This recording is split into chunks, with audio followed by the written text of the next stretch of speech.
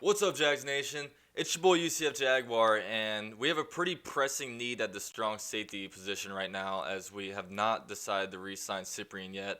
So let's go ahead and discuss about what potential options we can have for that spot.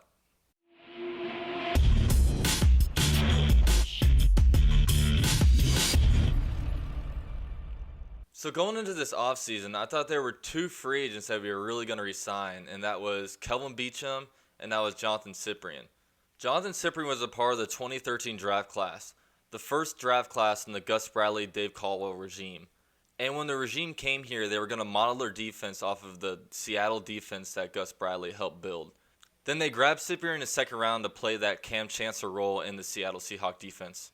But unfortunately, in the first 3 years of Cyprian's career, he was never really able to play that role that the Jaguars first envisioned him playing, as they never really had that center field free safety that they were hoping to have with him.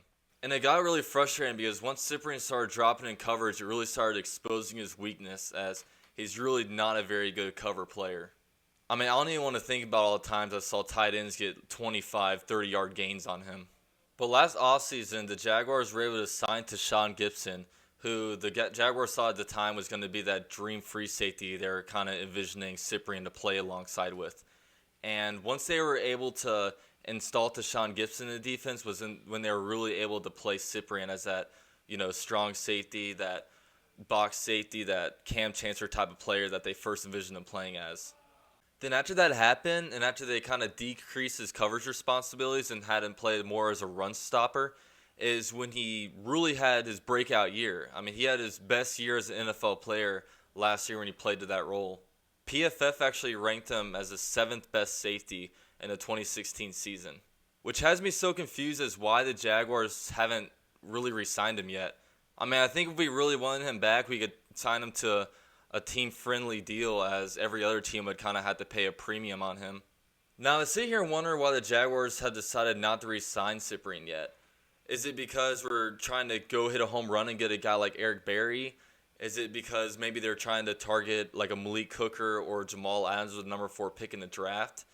But the thing that kind of jots in my head is that in a press conference last Saturday, I think it was, with Tom Coughlin, they asked him about whether or not there would be a defensive scheme change, and he said that yes, he does expect one to come. Now, I wonder if this defensive scheme change is a sign that maybe the strong safety is going to have more coverage reliability. So, and they see that since Cyprian is such a coverage liability, that maybe they don't want him to bring him back for that reason. But I don't know. It's a pretty hard question to kind of answer. So if we play devil's advocate and decide that the Jaguars aren't going to re-sign Cyprian, we have to see what we can replace him with. We can go ahead and potentially look at the NFL draft.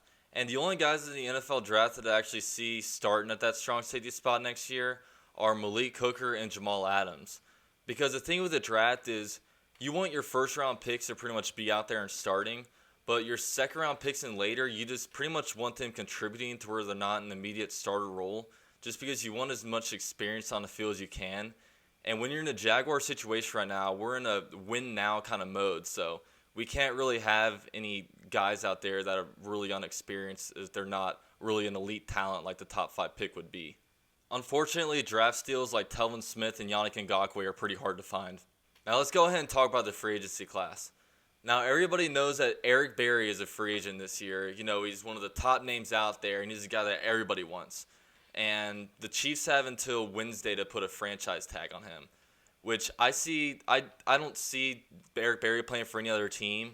I see Kansas City re-signing him just because he's such an elite talent. You don't have guys like that come around very much. But if they don't re-sign him, then throw the bank at him. Get him on the team. But let's go a little deeper into it and talk about some of the other guys that are potentially out there. Now, a few names that you could see linked to the Jaguars are either of the safeties out of Arizona between Tony Jefferson and DJ Swearinger. I think Jefferson's a little bit more of what we're going to be looking for because he's a lot more stout and a lot better kind of a run support. But some other guys maybe keep an eye on are for Barry Church out of Dallas. He's pretty good at run support, and Micah Hyde, who's actually a pretty good return specialist as well. But we'll see what the Jaguars decide to do. But y'all may call me crazy for this, but I think there's a little wild card involved in here. And I'm just going to say it now. I would put Miles Jack at strong safety.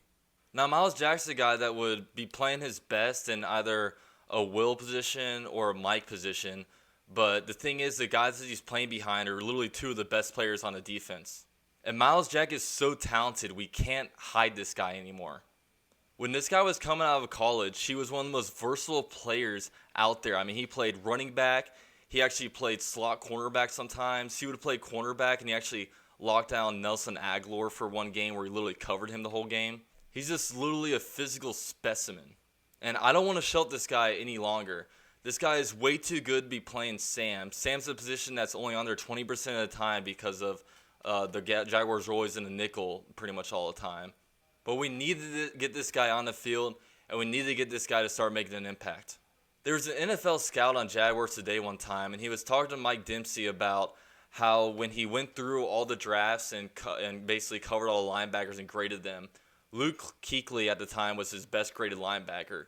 But that was up until this year where Miles Jack actually surpassed his rating because he basically said that he was an elite cover guy. And I think he'd be even better in coverage than Cyprian was. I know that's a really far-fetched idea, but I think we can make it work. Do it, TC. Pull the plug. But that's today's version of Strong Safety Talk. Let me know what you guys think we're going to do at the position. And stay classy, Duval.